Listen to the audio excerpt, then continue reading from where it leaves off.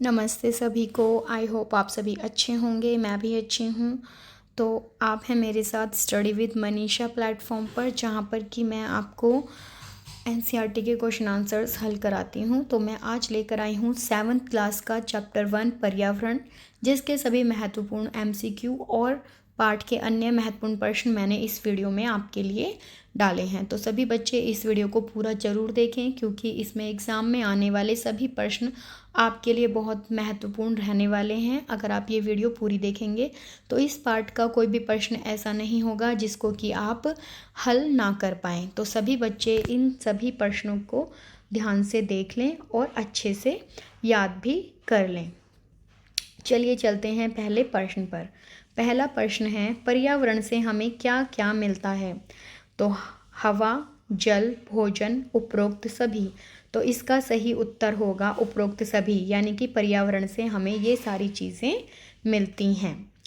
प्रश्न 2, हमें सांस लेने के लिए हवा, पीने के लिए जल, खाने के लिए भोजन एवं रहने के लिए भूमि प्रदान कौन करता है? तो आपको पता ही है कि पहला ऑप्शन पर्यावरण, दूसरा पारितंत्र, तीसरा वातावरण और चौथा है उपरोक्त सभी। तो हमें सांस लेने के लिए हवा, पीने के लिए पानी और खाने के लिए भोजन हमें कौन देता है? पर्यावरण। तीसरा क्वेश्चन है, वस्तु विनिमय पद्धति का क्या अर्थ है? तो वस्तु विनिमय पद्धति का अर्थ है अदला बदली का व्यापार। इसको आप अच्छे से समझ लेंगे। वस्तु विनिमय क्या होता है?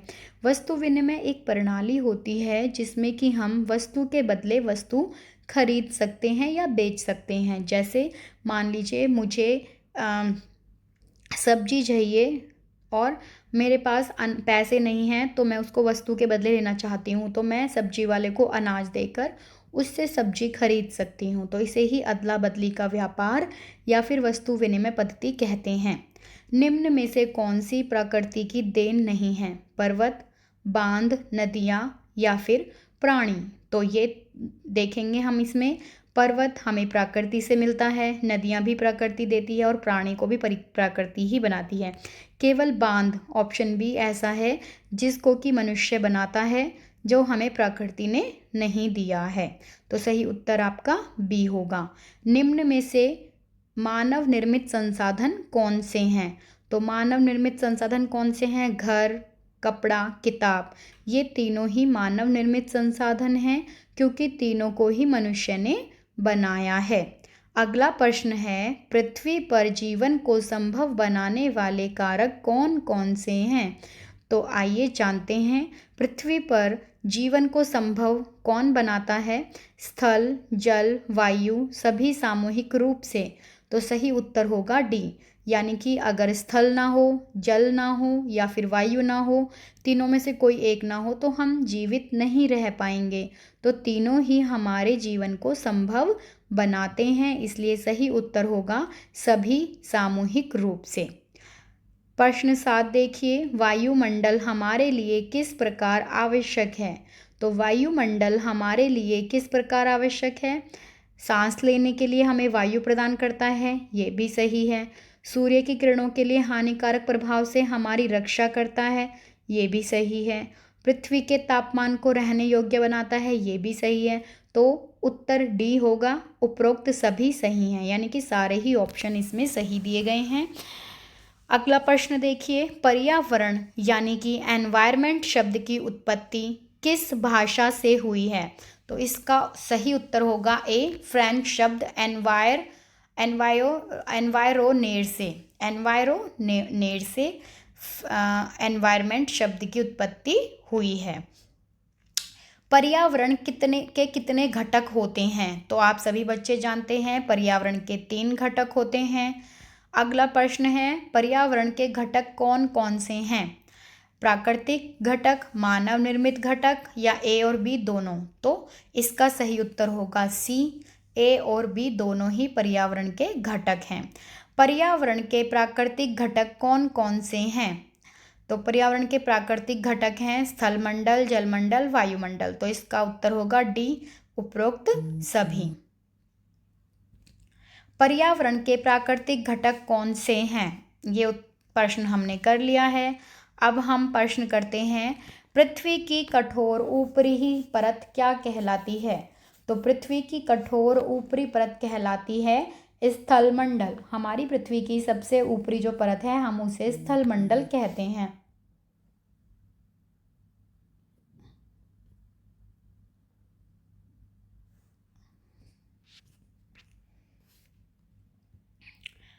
पर्यावरण के मानव निर्मित घटक कौन से हैं? तो पर्यावरण के मानव निर्मित घटक हैं इमारतें, स्मारक, सड़क, उद्योग, पार्क, पुल, उपरोक्त सभी। तो इसका उत्तर डी होगा, सभी। अगला प्रश्न है, पृथ्वी की कठोर ऊपरी परत क्या कहलाती है? तो पृथ्वी की ऊपरी कठोर परत हम कहते हैं स्थलमंडल। पर्यावरण के मानव निर्मित घटक कौन से हैं? तो इसमें आ जाएगा उपरोक्त सभी। सड़कें, इमारत, उद्योग, पार्क, पुल, ये सभी मानव ही बनवाता है, तो इन्हें हम मानव निर्मित घटक कह सकते हैं। ठीक है बेटा। तो अगला प्रश्न देखिए, एक संकीर्ण क्षेत्र जहाँ भूमि, जल और वायु मिलकर आपस में परस्पर क्रिया करते हैं उसको हम क्या बोलते हैं? उसको हम बोलते हैं जैव मंडल। तो आप क्वेश्चन नंबर 14 को बहुत ही अच्छी तरह से रट लीजिए, ये पेपर में ज़रूर आने वाला है क्योंकि बहुत ही इम्पोर्टेंट प्रश्न है। कई बार ये पेपर में पूछा जा चुका है, तो इस प्रश्न को आप लिख लीजिए कहीं पर या फिर ध्यान से सुन लीजिए और याद रख लीजिए कि एक संकीर्ण क्षेत्र जहाँ भूमि, जल और वायु आपस में क्रिया करते हैं वो क्या कहलाता है? तो इसका सही उत्तर है जैव मंडल। वह तंत्र जिसमें समस्त जीवधारी आपस में एक दूसरे के साथ निवास करते हैं उसे क्या कहते हैं? ये प्रश्न भी बहुत ही इम्पोर्टेंट है, तो इसका सही उत्तर होगा पारितंत्र। 14वां और 15वां प्रश्न दोनों ही परीक्षा की दृष्टि से काफ़ी महत्वपूर्ण हैं। दोनों ही प्रश्नों को अच्छी तरह से आप याद कर लेंगे। प्रकाश संश्लेषण द्वारा कौन सी ऑक्सीजन उत्पन्न करते हैं? तो प्रकाश संश्लेषण द्वारा कौन ऑक्सीजन उत्पन्न करते हैं? तो इसमें आएगा हरे पौधे। जो हमारे हरे पौधे होते हैं वो प्रकाश संश्लेषण की क्रिया द्वारा ऑक्सीजन उत्पन्न करते हैं। तो सही उत्तर होगा सी हरे पादप। वायुमंडल में सबसे अधिक पाई जाने वाली गैस कौन सी है? बहुत ही इम्पोर्टेंट क्वेश्चन है, इसको भी सभी बच्चे ध्यान से देखेंगे और याद रखेंगे। इसका सही उत्तर है ए नाइट्रोजन। पृथ्वी की ठोस परत या कठोर ऊपरी परत क्या कहलाती है? तो पृथ्वी की ठोस या कठोर ऊपरी परत स्थलमंडल कहलाती है। ये प्रश्न भी मैं काफ़ी बार आपको बता चुकी हूँ। जो कुछ भी आप अपने आसपास देखते हो उसे क्या कहा जाता है? तो सभी बच्चे इसको भली भांति जानते होंगे, इसको पर्यावरण कहते हैं, हमारे आसपास का वातावरण। ग्रीन हाउस प्रभाव कौन सी गैस पैदा करती है? तो ये प्रश्न 100% इम्पोर्टेंट है, सभी बच्चे इस पर टिक मार्क लगा लीजिए या कॉपी पेन लेकर इस प्रश्न को अलग से लिख लीजिए।